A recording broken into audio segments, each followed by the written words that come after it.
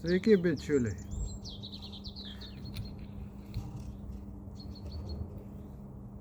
Ruošk rogės vasarą.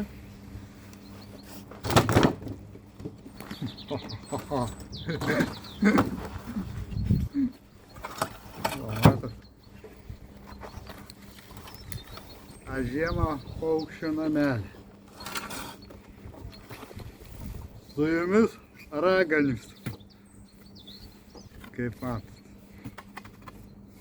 Gali vyras būti raganis. Ypač senelis. Ką manai, Skverneli? Daug girdėt per tavęs. Daug mąsčiau per tavęs. Anekdotą daug kas kūrė. Aš ne apie tą noriu pakalbėti. Skraidyk. Jeigu yra tokia galimybė, skraidyk. Nu, žinok, kiekvienas turi savo vietą ir visi mes senstam. Primenu, gimė 2004 metų. Antrą pensijų kaupimo fondą. Kas nuo to pasikeitė? Daug kas pasikeitė. Mes ateinam jauni, studentai, darbuoti. Ir kiekvienas ieška savo darbo vietą. Viską gerai. Yra mokslai, yra įmonės, kur priimi, pagarba visiems, kas tai palaikė, suprato tuo metu. Nu, aš noriu pakalbėti apie visai kitą dalyką. Viską buvo gerai, viską buvo sklandžiai. Anksčiau nebūdavo pensijų kaupimo fondo, tai vėliau atėjo. 2004 metų. Kas nuo to pasikeitė? Aš dabar daug gandus girdžiu, kad kažkas nori išeiti, kažkas nori ateiti. Čia tas pats, kad jauna karta keičia jau vyresnių amžiaus žmonių. Tuo metu irgi aš norėjau daug ką pasiekti, atlyginimai buvo maži. Palaipsniui aš visada užduodavau klausimą, kaip kaupti tos lėšas.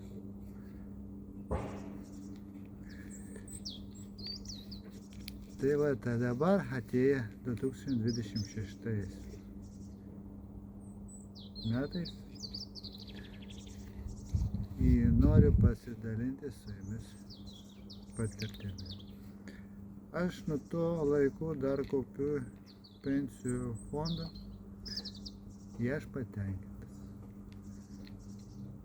Po 19 metais, 2019, kaip kovidas buvo,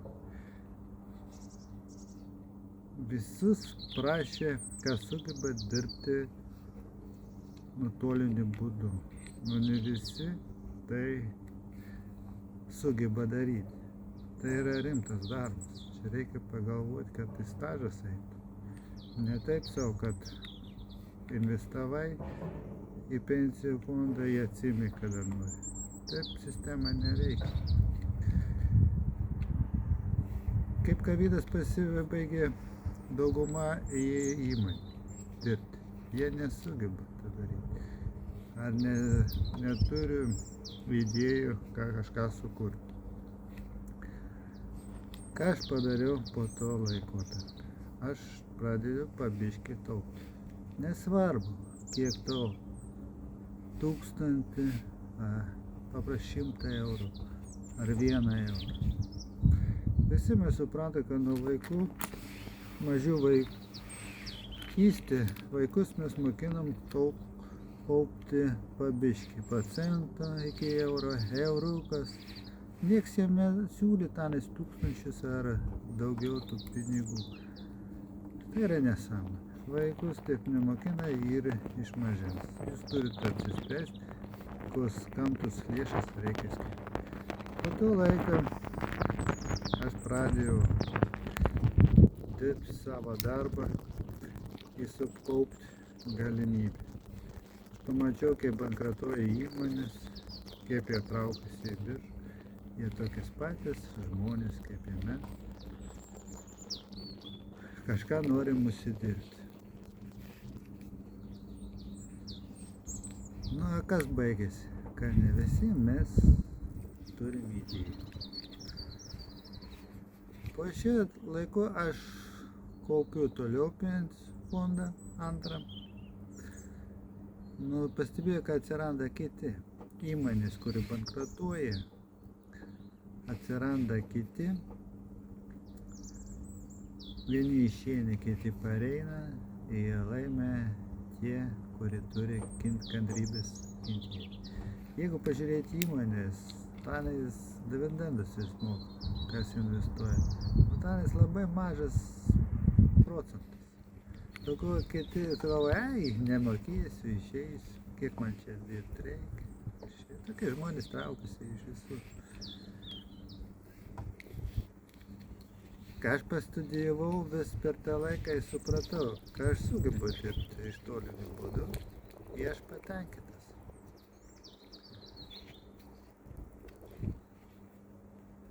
Ir toliau liksiu toj pačioj pozicijoj. Aš supratau, jeigu aš nekaupsiu pinigėlių, stažą aš neužsidirbsiu.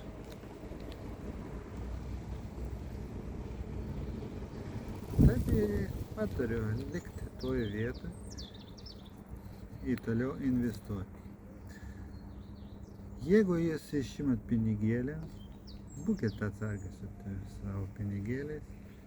Nelaikykit toj vietoj, kuri įmonė nepasitikit, taupit toj srity, kuri yra saugesnė.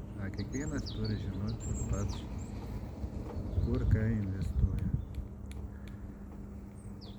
Jo, aš nesukaupau tiek pinigėlių kaip jūs, dauguma, kaip apie žiniasklaidą pasakoja. Nėra tokių didelių pinigų. Reikia taip, kad nepriklausyti nuo vienų pinigų, ar pinigėliai daugiausia atneštų naudos. Jeigu jūs išėmėt, tai pragyvenkit, o neužmirškit, kad vis tiek reikės grįžti į tą patį poziciją, į tą patį įmonę. Iš kur atėjot, jūs vis tiek į tą neteisit, tik tai grįžti atgal bus sunkiau. Ne jūs turite dirbti ant pinigus, ar pinigai turi dirbti ant jūs. Ar taip? Aš gyvenimą viską atvečiai. Jūs turite apmastyti viską, kaip yra. Aš sakau, kuo toliau mes augam, tuo daugiau kažkas naujas atsiranda. Aišku, jeigu įneši, tai turi kažką ištraukti. Valstybė, vyriausybė, tai supranta viską. Jeigu prašo išeiti žmogus, tai turi būti kažkas sukurta, kad kažkur tai reikia įnešti. Tai viską normaliai. Posėdien aš kaupiu tos pensijos fondus ir įsilaikau.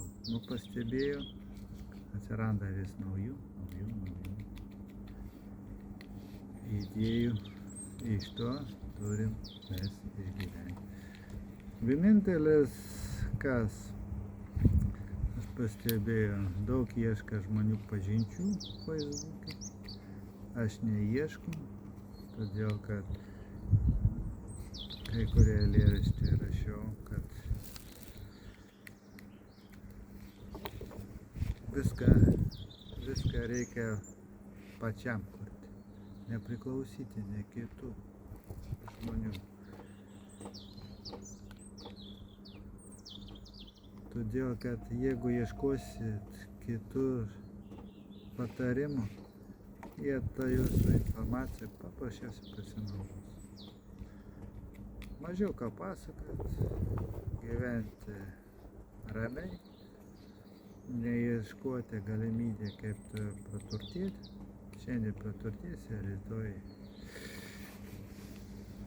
kartą tapsit bejėgiu.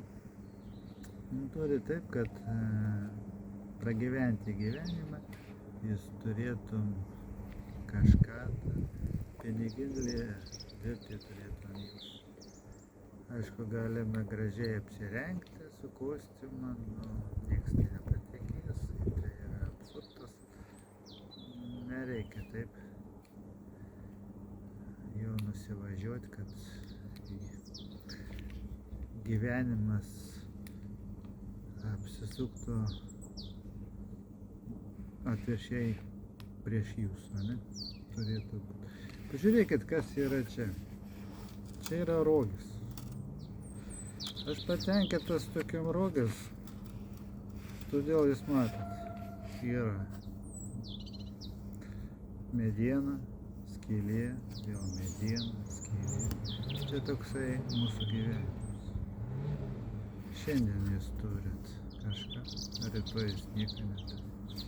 Vėl turit, to neturit. Matot, mes turim.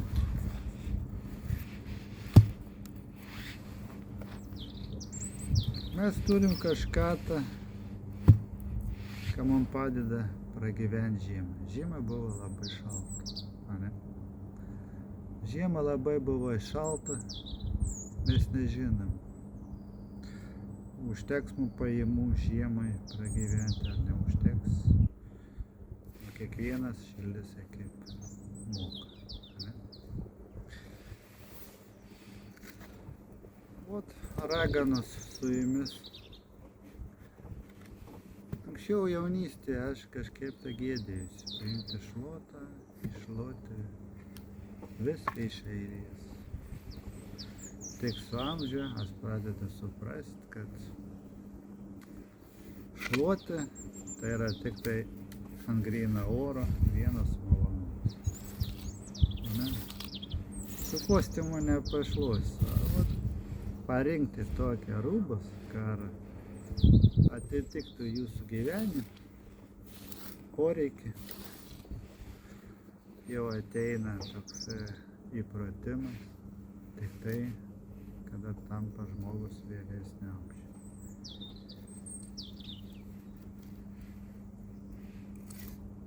Skvernelis, aišku, skraidė kažkur, jam geriau matyti iš viršaus.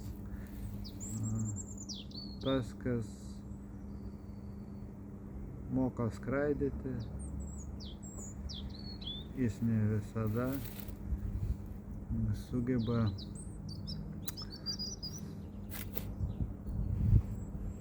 po žemę, ne, čiuožti, kaip pavyzdžiui su rogės, ne. Sunku pažiūrėti, be sniego. Žiema tikrai buvo ilga, bet dar nėra šilta.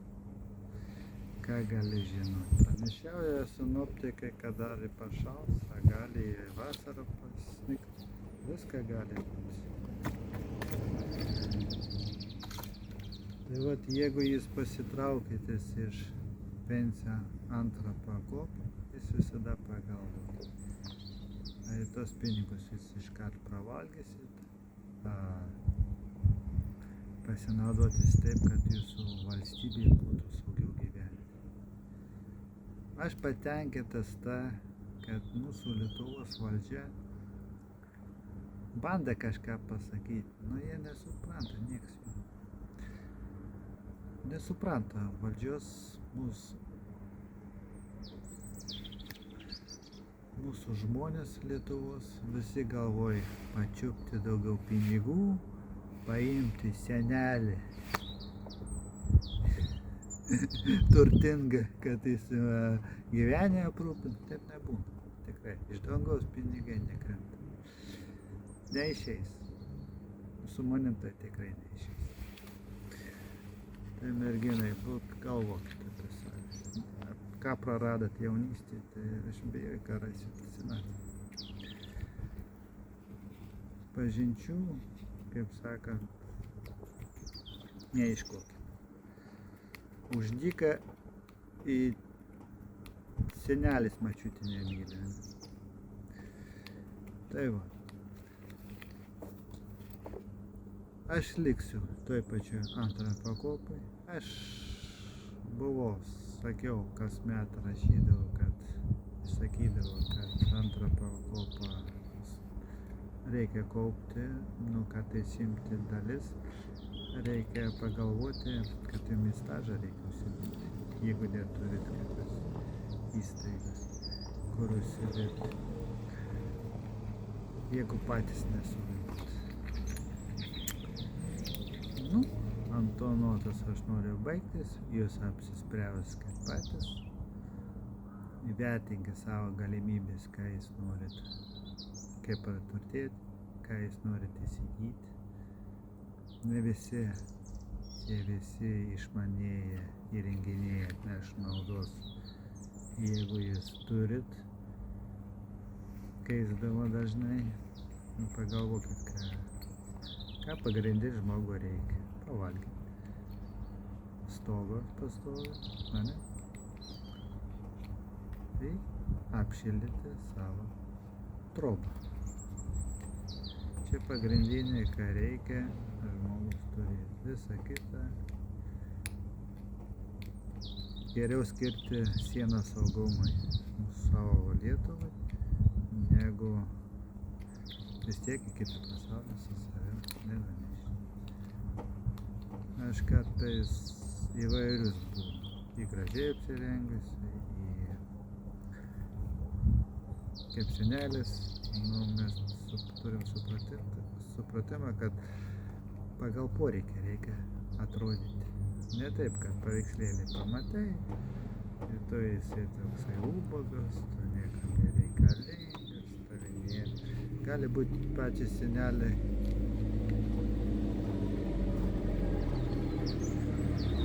pagyvenusius.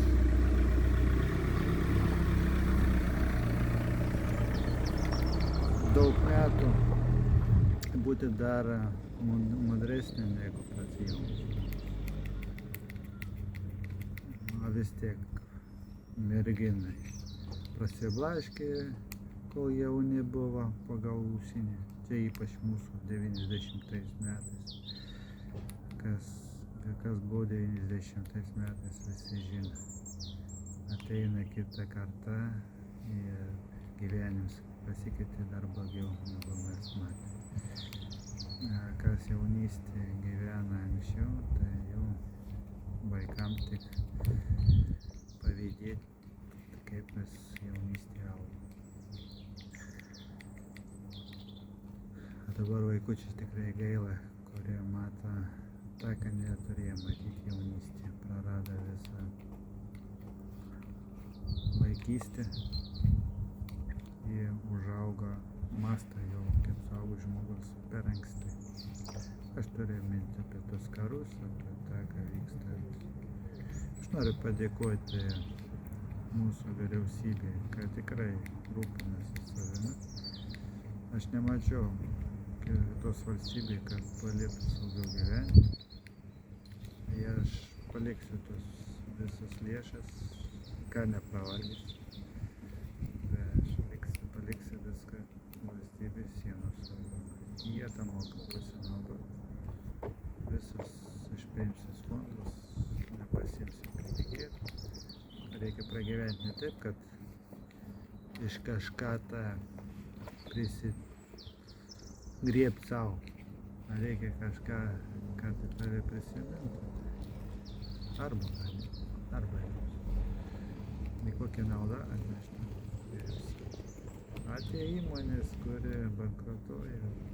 Vienas bankrutuoja, taip spjautų, pamajok ranką dar syk. Gyvenimas tęsis, paukščiukai čiulpia. Ir vėl atsiranda nauja idėja.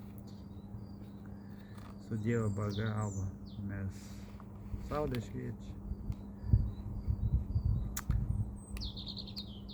Dangus ramus, reikia elgtis taip, kad tai pas jūsų valstybė būtų saugu gyventi. Aš lieku toliau antrą pensijų pakopai. Su jumis buvo Vedmak, senelis Sergejus Tomilenko. Susitiksim socialinis tinklas. Jie. Sekantis X. Ačiū už dėmesį. Su jumis buvo Vedmak.